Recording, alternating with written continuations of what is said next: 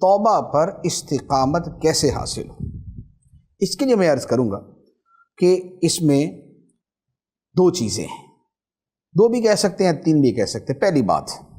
پہلی بات یہ ہے کہ توبہ پر استقامت کے لیے برے ماحول کو اچھے ماحول کے ساتھ بدلنا ضروری ہے، نیک ماحول کو اختیار کرنا ضروری ہے۔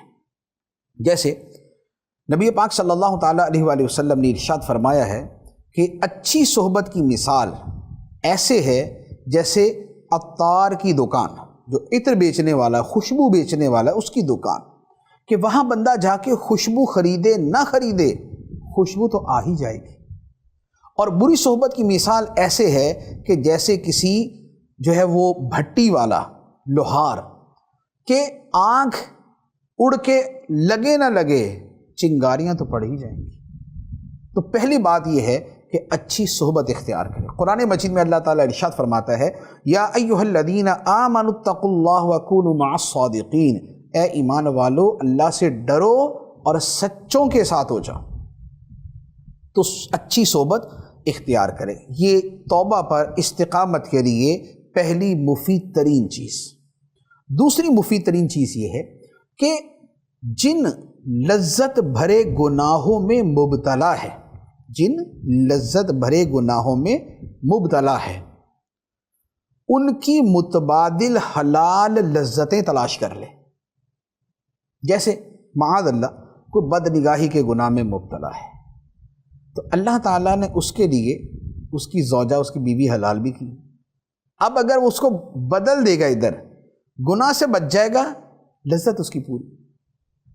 ایک آدمی شراب پیتا ہے، کیوں؟ لذت کے لیے، سرور کے لیے، لیکن شراب حرام، اور اللہ تعالیٰ نے اس کی جگہ کتنے مشروبات حلال قرار دیے، ہزاروں، لاکھوں۔ دنیا میں ایک سے بڑھ کر ایک مشروب ہے جس کی لذت، جس کا سرور، جس سے تسکین اور جس سے فرحت، جس سے تازگی، جس سے فریشنس سب ملتی۔ تو اب کیا ہے کہ اب وہ بد ذوقی کو خوش ذوقی میں تبدیل کرنا ہے، اس غلاظت کو طہارت میں بدلنا ہے، اس گندگی کو ستھرائی میں تبدیل کرنا ہے۔ تو لہٰذا گناہوں سے بچنے اور توبہ پر استقامت کا طریقہ یہ ہے کہ جن گناہوں میں پڑا ہوا تھا ان کو وہ حلال لذتوں میں بدل دے۔ ایک آدمی کو گانوں کا شوق ہے، گانا گانے کا یا گانا سننے کا، تو اب اس میں کیا ہوتا ہے، اصل تو اس کے اندر وہ لے ہے، وہ ترنم ہے، وہ سر ہے، وہ آواز ہے، وہ نعتوں کے اندر بھی مل جائے گی، وہ حمد کے اندر بھی مل جائے گی، وہ منقبت میں بھی مل جائے گی۔ کتنے گلوکار ایسے ہیں جنہوں نے توبہ کی اور اس کے بعد نعتیں پڑھنا شروع کر دی، حمد پڑھنا شروع کر دی، منقبتیں پڑھنا شروع کر دی۔ یا کتنے ایسے گناہ گار ہیں جو پہلے گانے سنتے تھے، گانے چھوڑ کے اس کے بعد اب حمد سننا، نعت سننا، منقبت سننا زندگی میں یہ شامل ہو گیا، یا قرآن کی تلاوت کرنا سننا یہ زندگی میں شامل ہو گیا۔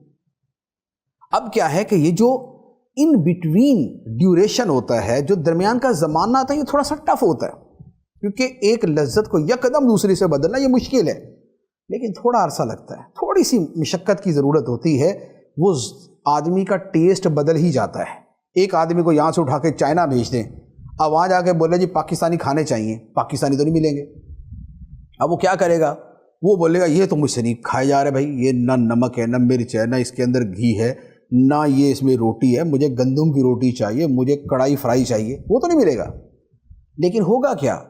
تھوڑے عرصے بعد آہستہ آہستہ ٹیسٹ بدلتے بدلتے وہی کھانا اس کو لذیذ لگنا شروع ہو جاتا ہے۔ تو یہ بڑی سمپل سی چیز۔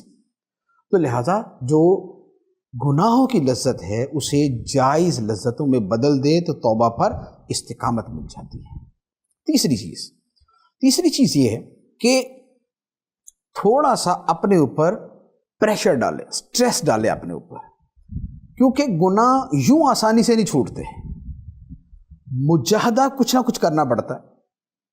تو انسان گناہ والی جو اس کے اندر ایک جو ہے خواہش پیدا ہوتی ہے، اسے ریزسٹ کرے، اس سے مزاحمت کرے۔ اس کے مقابلے میں جب مزاحمت کرے گا، ریزسٹ کرے گا، تو آہستہ آہستہ اس کے اندر ایک قوت مقابلہ جو ہے وہ پیدا ہو جائے گی، اور یہ گناہ چھوڑنا، گناہ سے بچنا یہ اس کے لیے آسان ہو جائے گا۔ تو یہ 3 طریقے ہیں، نیکی والا ماحول اختیار کر لے، گناہ والی لذت کو جائز والی لذت سے بدل دے، اور تھوڑا سا مجاہدہ اور ریزسٹنس اور مزاحمت جو ہے اسے اختیار کرے۔